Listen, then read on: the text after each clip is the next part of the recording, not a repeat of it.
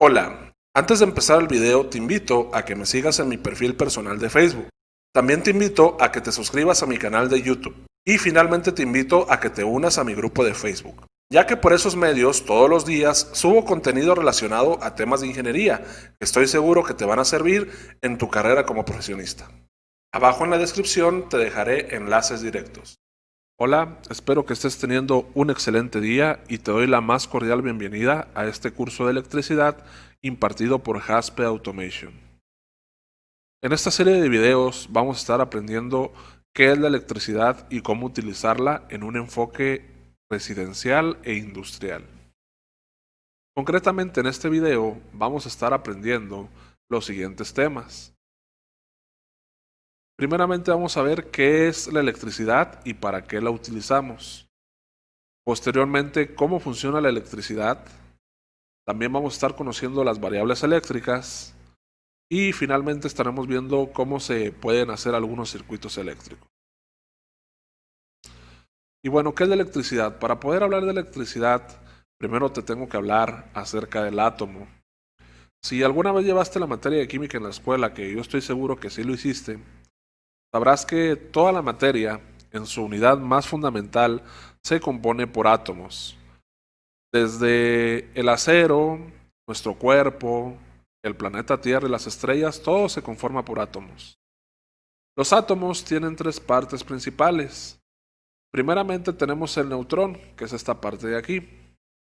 Posteriormente tenemos el protón, que es esta otra parte de acá. Y finalmente tenemos los electrones, que los electrones están orbitando el átomo y están dando vueltas continuamente. Entonces, los electrones son la parte fundamental del átomo que nos va a permitir que exista la electricidad. Como podemos ver en esta diapositiva, podemos observar cómo se puede representar un átomo de otra forma más simplificada. Entonces podemos ver que al centro tenemos los protones y los neutrones y alrededor tenemos los electrones girando. Ahora, la materia no se conforma solamente de un átomo, la materia se conforma de muchos átomos. Entonces yo acá a este lado tengo representado cómo se representaría la materia con sus muchos átomos. Ahora, si se fijan, cada átomo tiene unos electrones girando alrededor de sí. Pero por aquí podemos ver un electrón que no pertenece a ningún átomo. Y es que resulta que la materia, hay materiales especiales que se llaman materiales conductores y tienen algo que se llama el electrón libre. El electrón libre es un electrón que no pertenece a ninguno de sus átomos. Es un electrón que, como su nombre lo dice, está libre circulando dentro del material. Entonces aquí podemos ver en esta diapositiva el ejemplo del cable de cobre. La especie humana utiliza el cable de cobre como conductor eléctrico. Si yo hiciera un acercamiento microscópico, me daría cuenta que el cable de cobre tiene muchos electrones libres. Entonces, todos los materiales conductores, llámese el cobre, llámese el oro, llámese la plata, llámese el metal o el agua, son materiales conductores porque tienen electrones libres. Sin embargo, hay otros materiales, como por ejemplo el plástico que cubre los cables, que si yo hago un acercamiento, me daría cuenta que este cable de plástico no tiene electrones libres. Entonces, podemos decir que los materiales que aíslan la electricidad son materiales que no tienen electrones libres. Es por eso que el cable de cobre con el cual hacemos los circuitos está rodeado con plástico, para evitar que nos electrocutemos porque el plástico no conduce la electricidad. Esto es muy importante entenderlo. Electrones libres y no electrones libres. Ahora, para que haya electricidad tiene que haber movimiento de electrones. Los electrones se van a mover en una dirección entre los átomos. Para que exista dicho movimiento es necesario que el material que tiene esos electrones libres sea sometido ya sea a calor, ya sea a fricción, ya sea a presión o alguna diferencia de carga eléctrica. Es por eso que hay muchos materiales que cuando los sometes al calor nos generan cargas eléctricas. En el caso de la fricción, no sé si a ustedes les ha pasado que se hacen fricción con su ropa y luego salen cargas eléctricas o le dan toques a alguien más. Entonces, esto pasa porque hay descargas eléctricas, hay movimiento de electrones. Y pues lo más obvio es con una batería que cualquiera de nosotros puede comprar en cualquier tienda de conveniencia. Bueno, pues es una batería que tiene una carga positiva y una carga negativa, y si los conectamos, pues vamos a tener un flujo electrónico. Ahora bien, nosotros en este curso vamos a verlo desde este punto de vista, desde el punto de vista de una carga eléctrica.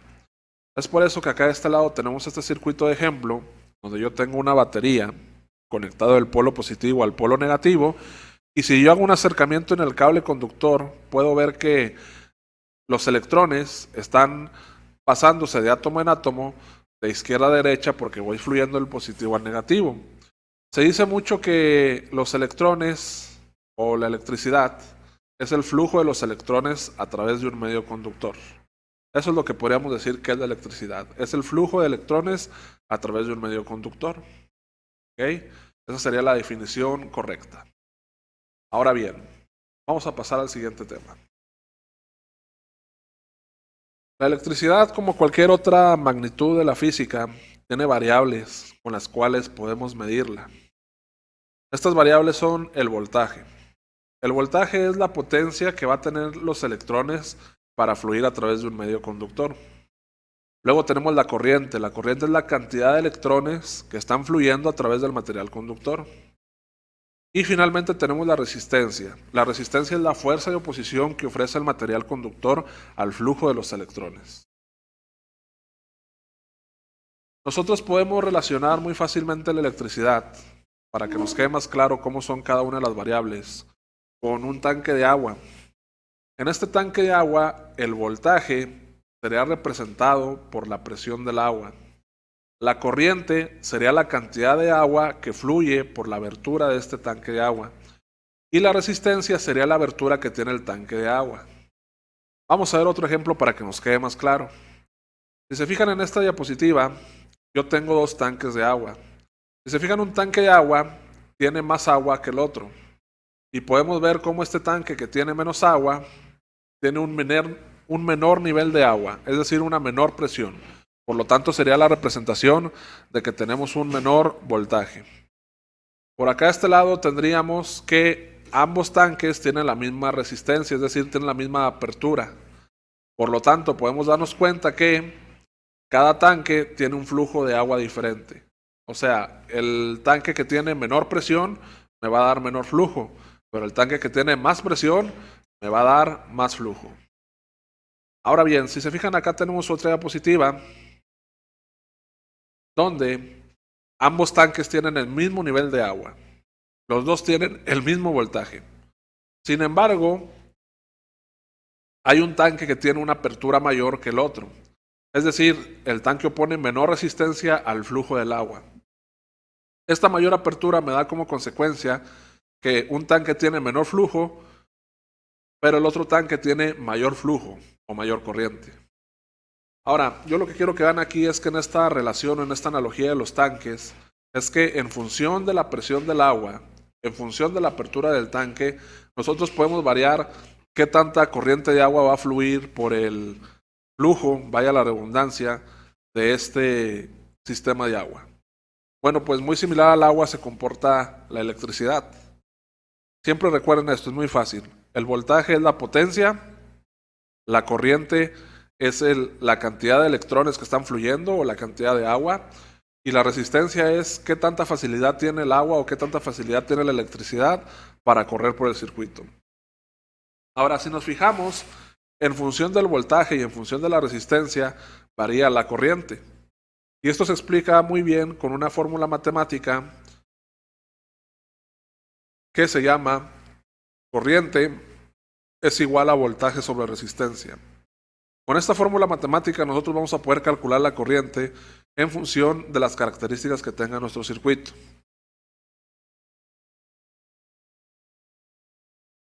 De hecho, hay un triángulo que se llama triángulo de la fórmula de la corriente. Este triángulo nos permite, por medio de despejes matemáticos, poder calcular el voltaje, la corriente y la resistencia de los aparatos.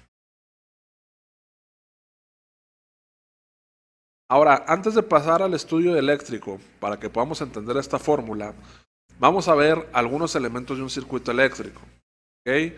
Esto es para que ustedes entiendan de qué vamos a estar hablando al momento de hacer algunos pequeños cálculos o algunos pequeños ejercicios para que veamos cómo funciona todo este tipo de fórmulas. Hay algo que se llaman elementos suministradores. Los elementos suministradores son todos aquellos elementos que nos otorgan una corriente eléctrica. Un ejemplo puede ser una batería, una fuente de alimentación o incluso un tomacorriente. Ahora, hay elementos que se llaman elementos de carga. Los elementos de carga son todos aquellos elementos que utilizan una corriente eléctrica para realizar un trabajo. Estos pueden ser un motor, pueden ser un foco o algún electrodoméstico. Entonces, a partir de ahora vamos a decir elementos suministradores y elementos de carga para hablar con un lenguaje técnico. Y bueno, ya pasando al circuito eléctrico, nosotros, antes de pasar al estudio de la corriente, voltaje y resistencia, nos vamos a dar cuenta que hay dos formas de conectar los circuitos eléctricos. Está el circuito en serie, que es este circuito que vemos aquí, donde nosotros vamos a tener un elemento de potencia o un elemento de energizante que nos va a alimentar nuestras cargas en serie. ¿Okay? Ese es el circuito que tenemos aquí. Ahora, en la escuela nos lo enseñan con resistencias, pero la verdad es que estas resistencias no son resistencias físicas, se representan como resistencias para hacer un estudio analítico. Pero en la vida real esas resistencias pueden ser lámparas, pueden ser motores, pueden ser cualquier elemento de carga. Acuérdense que esto que tenemos aquí es meramente para estudio y es meramente para que lo entiendan. En la industria esto de aquí no tiene alguna aplicación real, salvo que quieras conectar resistencias para calentar o resistencias para hacer algún otro tipo de trabajo. Pero la verdad es que no hay alguna aplicación industrial real de este tipo de circuitos. Esto es meramente para estudiarlo. Ahora, está el circuito en serie donde yo voy a conectar mis elementos en serie. Y está mi circuito en paralelo donde yo voy a conectar en mis circuitos en paralelo con respecto a la fuente de alimentación. Acá a este lado hay una imagen de cómo sería una conexión en serie. Si se fijan, tenemos dos foquitos donde tenemos el positivo que entra por un extremo y sale por el otro extremo del foco o de la carga, y luego entra la siguiente carga y sale por la salida de la siguiente carga. Eso sería conectar en serie. Y por acá de este lado tenemos una conexión en paralelo, donde si se fijan, el positivo llega a un foquito y brinca inmediatamente al otro. Y el negativo llega a un foquito y brinca inmediatamente al otro. Esto es conectar en paralelo. Y como les digo, no le hagan mucho caso a que si son resistencias o que si son baterías o lo que sea. Simplemente son las formas de conectar y esto de la resistencia realmente no tiene aplicación industrial, ¿ok? No lo vamos a analizar mucho porque no tiene caso que lo estudiemos para los fines industriales que tiene este curso.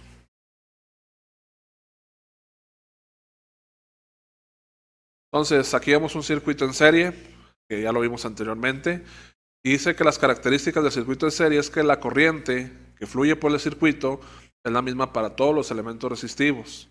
O sea, hace que la corriente que va a tener este elemento y este elemento y este elemento va a ser la misma. Pero el voltaje del elemento suministrador se va a dividir entre todos los elementos resistivos. Es decir, si yo aquí tengo un voltaje de 24 volts, por ejemplo, estos 24 se van a repartir entre los tres elementos que tengo en el circuito en serie. Posteriormente tenemos el circuito en paralelo. Las características de este circuito es que la corriente que fluye en el circuito es diferente para cada elemento resistivo. Y el voltaje es el mismo en todos los elementos del circuito. ¿Qué quiere decir? Que aquí, como tenemos esta conexión, cada resistencia me va a jalar una corriente diferente, pero cada resistencia me va a recibir el mismo voltaje de la batería. Es decir, que si esta batería es de 12 volts, a cada resistencia le van a llegar 12 volts. Y cada resistencia va a consumir la corriente que le corresponde. Ahora, este circuito en paralelo es muy importante que lo tengamos en cuenta porque es el dispositivo o es el circuito más utilizado en la industria. Porque por lo general los elementos de carga están estandarizados para un mismo voltaje de funcionamiento, pero cada elemento consume diferente corriente. Básicamente lo que les quiero decir es que al circuito en serie no le hagan caso. ¿Okay? El circuito en serie realmente en la industria nunca se utiliza. El que utilizamos va a ser el circuito en paralelo, porque los motores, los actuadores, los circuitos eléctricos siempre están estandarizados en un solo voltaje y cada elemento consume diferente corriente. Entonces, el circuito que se adapta mejor a esto es este circuito en paralelo. Es con el que vamos a estar trabajando en el 99% de los casos en la industria. Entonces, la verdad, aquí es donde hay que poner atención. Otra cosa en la que tenemos que poner atención es una ley que se llama ley de Kirchhoff. La ley de Kirchhoff nos dice que las corrientes que entran en un punto son igual a las corrientes que salen de este punto. Y esto es muy importante aprenderlo, porque con esta ley de Kirchhoff nosotros vamos a poder hacer un correcto cálculo de cargas eléctricas en un circuito. De nueva cuenta les digo, en la escuela nos ponen muchas fórmulas matemáticas de todo esto, pero la verdad no tiene mucho caso estarlo aprendiendo, porque en la industria no tienen gran aplicación. Esto es más que nada para que sea aprendizaje y para que ustedes lo medio comprendan. La verdad es que lo importante de la ley de Kirchhoff es saber comprender que con esta ley se puede hacer un correcto cálculo de las cargas eléctricas en un circuito. Y bueno, como les decía, en la escuela nos ponen ejercicios de este tipo, donde tenemos resistencias por todos lados, tenemos baterías por todos lados, y la verdad es que eso en la industria jamás lo vamos a ver. Jamás, te lo garantizo. Yo llevo 10 años en la industria y jamás he visto un circuito con esas características. Lo que tenemos que tener bien en claro en la industria es la existencia del circuito en paralelo. Esto sí que lo vamos a estar viendo siempre. Vamos a ver que los elementos, por ejemplo, yo aquí tengo 4 lamparitas, están conectadas en paralelo a la fuente. Porque todas las lamparitas van a funcionar con 24 volts, pero cada lamparita va a recibir su propia corriente. Y por medio de la ley de Kirchhoff vamos a estar utilizando o vamos a estar sabiendo qué carga tiene este circuito. Igual, también tenemos que tener muy en cuenta que los circuitos se van a estar acomodando de forma de diagrama de escalera, pero eso es algo que veremos más adelante. Entonces, lo importante de todo esto es que con las leyes esas que aprendimos, tenemos que saber calcular la corriente total del circuito y hacer una óptima distribución de los elementos en paralelo. De esa manera, nosotros vamos a poder hacer una buena elección de los elementos de suministro y del medio conductor con el cual vamos a estar trabajando. A continuación vamos a ver un ejemplo práctico para que esto quede lo más claro posible. Si se fijan ahí, yo tengo un circuito donde por medio de una batería de 24 volts estoy alimentando 4 lámparas. Ahora, lo primero que yo quiero hacer aquí es identificar el voltaje y la corriente individual. Y normalmente en la escuela nos pondrían el valor resistivo de cada elemento. Sin embargo, como aquí no es de escuela, aquí es de industria, tenemos que en la industria cada aparato me dice en su descripción cuánto voltaje y cuánta corriente consume. Si se fijan aquí en el video podemos ver una lamparita, la cual por un lado me dice cuánto voltaje y cuánta corriente necesita para funcionar. Posteriormente, como yo ya sé esa información, la fórmula matemática del voltaje, la corriente y la resistencia, en este caso no la usaría. Ojo, es bueno conocer la fórmula. Sin embargo, en la industria no vamos a tener mucha utilización de la misma porque pues, nos vamos a estar dando cuenta que en el mismo aparato ya viene la información. Sí podemos aplicarlo para muchos ejercicios y para muchos ejemplos de la industria, pero por el momento para este tipo de circuitos no lo vamos a estar utilizando. Ahora, ya que conozco cuál es el voltaje y la corriente de cada aparato que yo tengo conectado en mi circuito eléctrico, por medio de ver que mi circuito está conectado en paralelo, me voy a dar cuenta que el voltaje total de mi circuito es de 24 volts, puesto que yo le estoy administrando 24 volts y como está en paralelo, voy a tener esos 24 volts para todos los elementos del circuito. Posteriormente lo que yo tendría que hacer es analizar cuál es la corriente total del circuito, que en este caso es 4.8 amperes. ¿Por qué? Porque yo lo que haría aquí es sumar los amperajes de todos mis elementos, porque si recuerdan, lo que entra por un nodo es lo mismo que lo que sale. Entonces aquí en este caso el nodo principal vendría siendo este de aquí. Entonces todo lo que sale de aquí es lo mismo que entra por aquí. Entonces yo sé que si sumo todos estos elementos, pues voy a obtener como resultado la corriente total del circuito, que es 4.8 amperes, dada la fórmula de la corriente total. Ese es un circuito muy sencillo de analizar, muy fácil de hacer y la verdad es un ejemplo muy pequeño. Pero es más que nada para que vayan viendo cómo aplicaríamos estos circuitos en la industria. La verdad, como les comento, en la industria nos interesa terminar rápido y hacer las cosas. Entonces, es muy raro que un fabricante te diga, ¿sabes que el foco tiene tal resistencia? O el actuador tiene tal resistencia. El fabricante lo que te va a decir es, el foco lo alimentas con tanto y te consume tanto amperaje. El actuador lo alimentas con tanto y te consume tanto amperaje. Como les comento, es muy difícil o es muy complicado que nos den algo así como resistencia para que hagamos fórmulas, porque la verdad lo que queremos es tener un resultado efectivo. Y como vimos en este ejercicio, se puede obtener un resultado efectivo que nos dé los valores necesarios para poder trabajar. Con esto llegamos a la parte final del video. Espero que les haya gustado mucho. Por favor, no se pierdan la siguiente parte porque vamos a estar viendo qué es la corriente alterna y qué es la corriente directa y cómo podemos aplicarla correctamente en la industria. Que pasen un excelente día y nos vemos en el próximo video. Muchas gracias.